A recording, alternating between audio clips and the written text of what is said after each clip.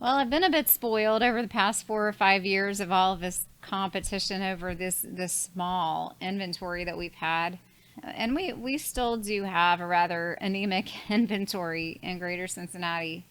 But it seems like now more and more issues are coming up with transactions than I've had to deal with in a long time. So most real estate transactions might have a snag here or there, but they really go through pretty well. If you've got a good solid buyer and you've got a good solid seller and the property's in great shape, usually don't have any trouble. But there are issues that you can face when you're in the middle of a real estate transaction, or even if you're not, because negotiations are getting tougher again. Just to get under contract with someone is getting harder and harder. We still have sellers who want top dollar, but maybe their house doesn't sell in the first weekend and the buyer wants to try to get a deal on the house, or maybe the house was overpriced. So negotiations right out of the gate are much tougher than they used to be. We actually do have to negotiate now. So something that can keep a real estate transaction from happening is just failed negotiations to begin with. And sometimes the buyer and the seller come back together after a period of time, and sometimes they don't. So things can kind of fall apart right there on the front end.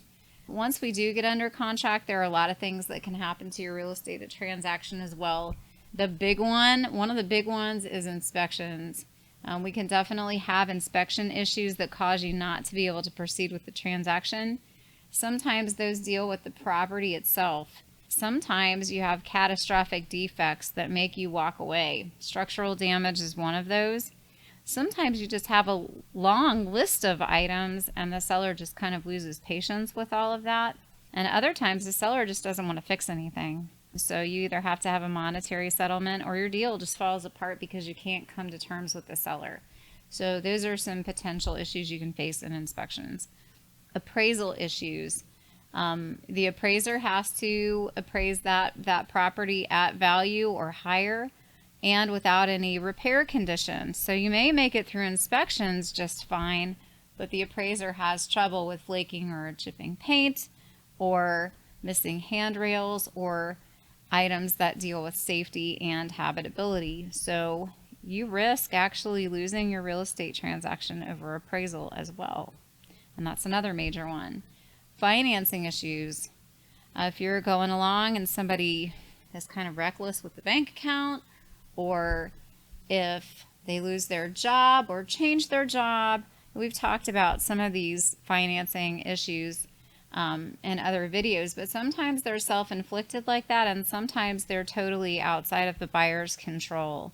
So just know that a lot of times these deals can go down. If you can't get your financing, most people can't get the house. So just understand that too. Sometimes those issues are unforeseen. Going out and buying a new truck is not unforeseen. And the seller probably won't like it if you do that in the middle of your real estate transaction with them.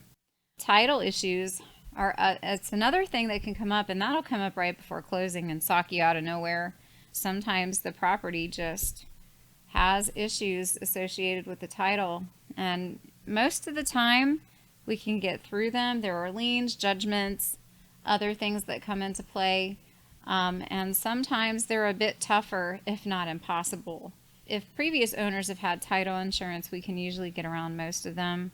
But I'm dealing with one right now that has had all of these issues so far.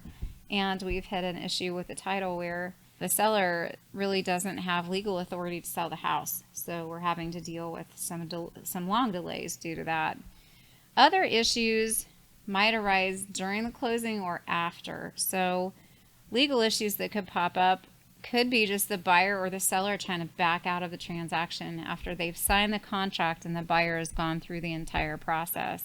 That's usually when I suggest that someone consult with an attorney. Anywhere along the way, they can definitely feel free. But if your buyer or seller decides that they're not purchasing or selling the house anymore, that's definitely a legal issue, potentially, depending on what your attorney says. And then after the closing issues, most of the time they are legal issues. So undisclosed items that the buyer finds out about after they move in, that's the biggie. So those after the closing phone calls are always the worst ones.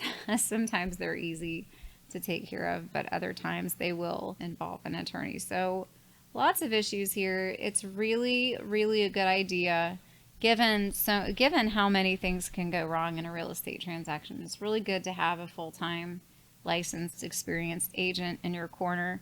Your agent can't predict everything that might happen, that might go wrong, but they can definitely guide you through.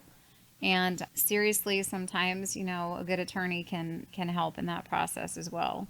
If you have questions about this topic or any other that are real estate related, you can contact me. You can private message me or call me at 513-236-1254. If you're seeing this on YouTube, please feel free to subscribe. Have a good one. Bye.